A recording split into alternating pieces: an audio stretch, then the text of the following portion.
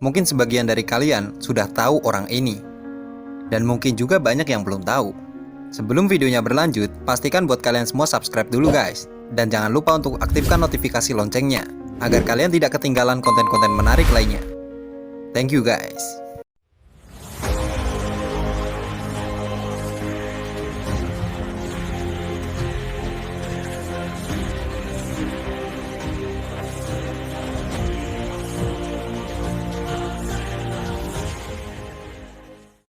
Masa Sengoku atau zaman negara berperang yang terjadi pada tahun 1467 hingga 1603 adalah periode dalam sejarah Jepang yang ditandai oleh kekacauan politik.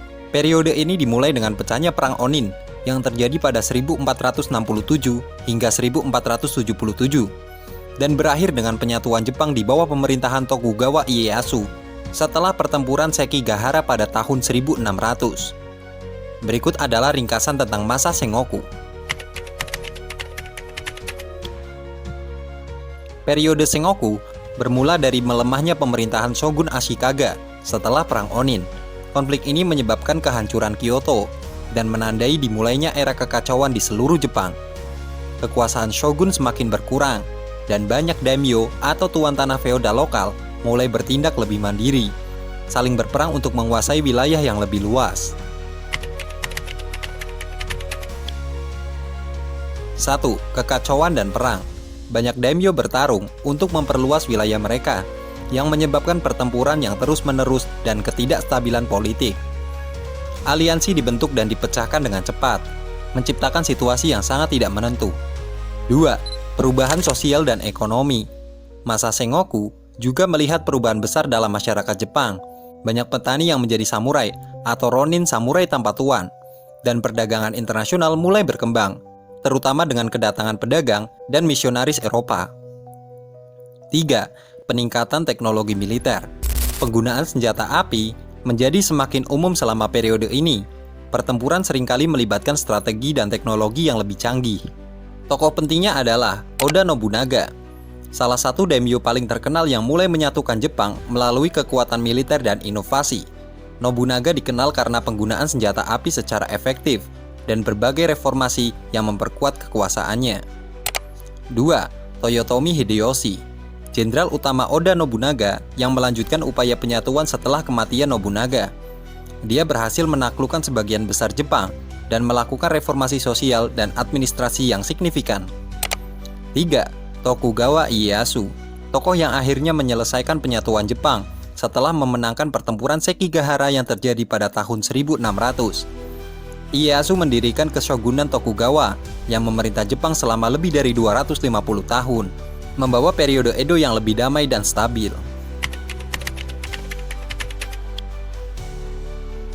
Masa Sengoku berakhir dengan penyatuan Jepang di bawah Tokugawa Ieyasu setelah pertempuran Sekigahara. Kemenangan ini membuka jalan bagi pembentukan Keshogunan Tokugawa yang terjadi pada tahun 1603, yang menandai dimulainya periode Edo.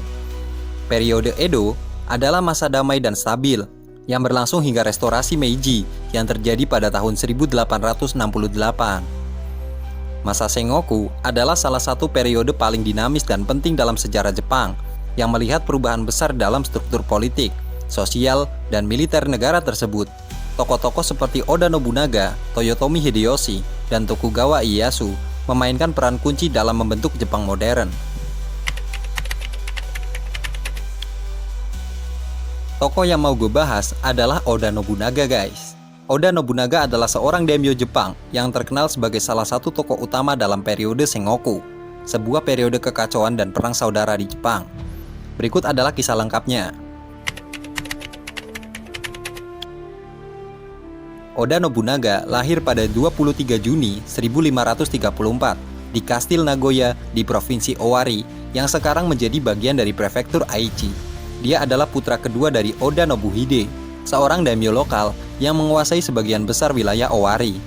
Nobunaga dikenal sejak muda sebagai anak yang liar, mendapat julukan Owari no Otsuke, si bodoh dari Owari.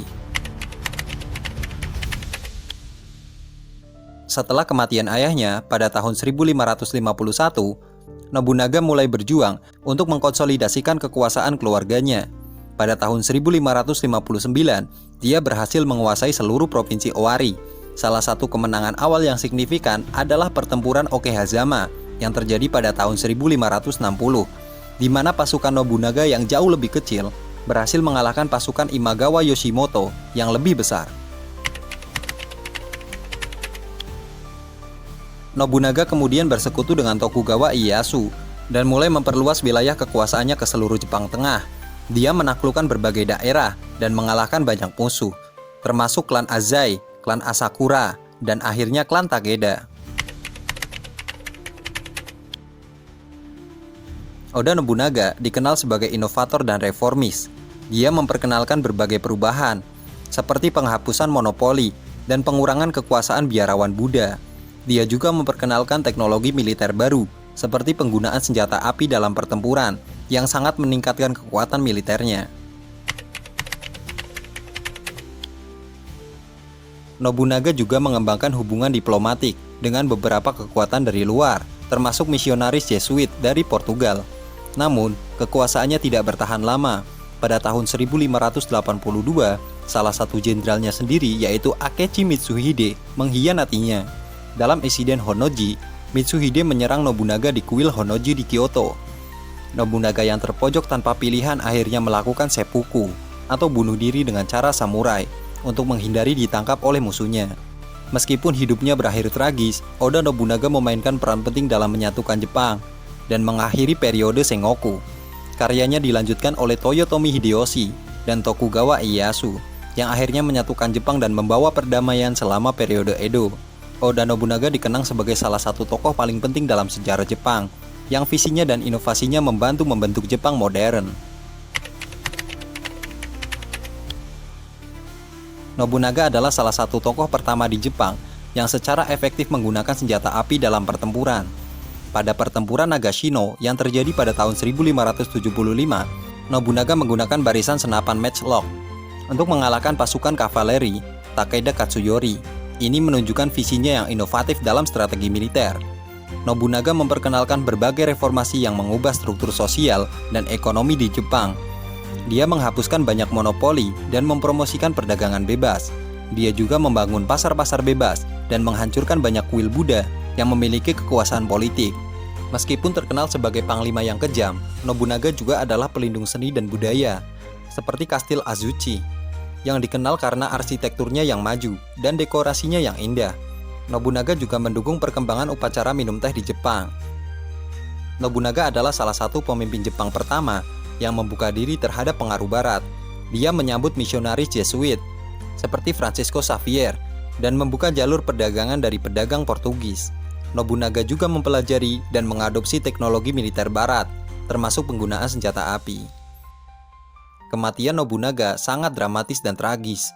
Pada tahun 1582, salah satu jenderalnya, Akechi Mitsuhide, mengkhianatinya dan menyerangnya di kuil Honnoji, Kyoto, di mana Nobunaga sedang beristirahat.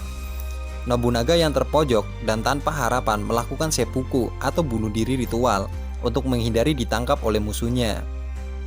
Nobunaga sering disebut sebagai Demon King atau Oni Daimyo oleh lawan-lawannya karena kekejamannya dalam perang, termasuk kuil-kuil Buddha yang menentangnya.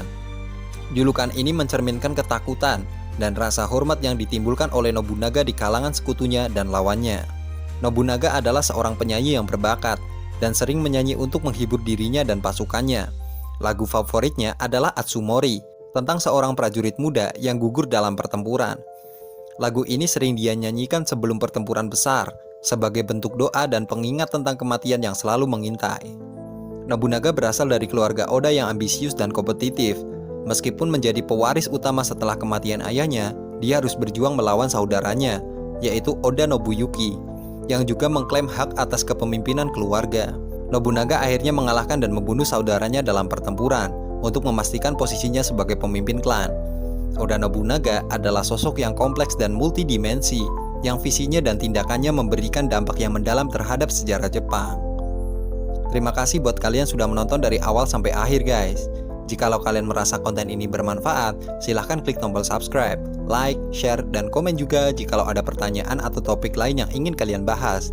Sampai jumpa untuk konten-konten selanjutnya guys. Bye-bye guys.